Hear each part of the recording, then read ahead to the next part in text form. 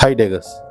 இந்தோனேஷியாவில் நடந்த ஒரு ஹாரர் இன்சிடென்ட் பற்றி தான் நம்ம பார்க்க போகிறோம். 2007 இந்தோனேஷியாவில் அலாஸ் பாவ் அப்படின்னு சொல்லி ஒரு நேஷனல் ஹைவே ரோடு ஒன்று இருக்குது. நைட்டு 12 மணிக்கு அந்த ரோட்டில் நம்ம ஆரிஃப் நைட் ட்ராவல் பண்ணிகிட்டு இருக்காரு. அப்படி ட்ராவல் பண்ணிகிட்டு இருக்க டைமில் தூரத்தில் யாரோ நிற்கிற மாதிரி அவருக்கு தெரிஞ்சிருக்கு.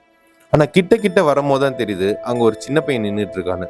உடனே நம்ம ஆரிஃப் வண்டியை ஸ்லோ பண்ணி தன்னோட கார் கண்ணாடியை லைட்டாக கீழே இறக்கி அந்த சின்ன பையன் கிட்ட பேச ஆரம்பிக்கிறாரு.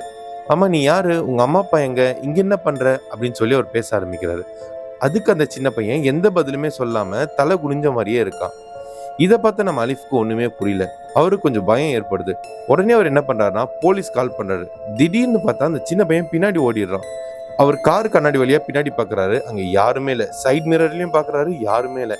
இதை பார்த்த நம்ம அலிஃப்க்கு ரொம்ப பயம் வந்தது. உடனே அவர் வண்டி எடுத்து ஸ்பீடா போய்கிட்டு இருக்காரு. இப்படி போய்கிட்டு இருக்க டைம்ல திடீர்னு பார்த்தா நட் ரோட்ல அந்த பையன் நின்றுகிட்டு இருக்கான். இவரு ரொம்ப பயந்து போயிடுறாரு. அதனால பயத்துல என்ன பண்றதுன்னு தெரியாத அவரு டக்குன்னு ஸ்டேரிங்க இந்த சைடு திருப்பிடுறாரு. அதனால அவருக்கு ஆக்சிடென்ட் ஆயிடுது. கொஞ்ச நேரம் கழிச்சு அரிஃப் கண் முழிக்கிறாரு. சுத்தி பார்த்தா போலீஸ் இருக்காங்க.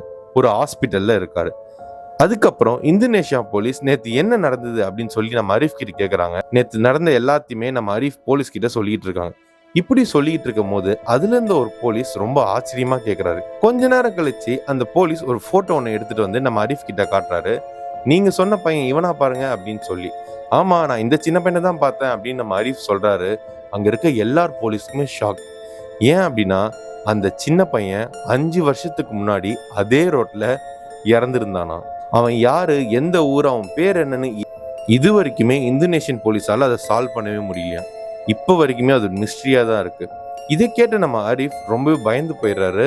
அவர் என்ன சொல்றதுன்னே தெரியல.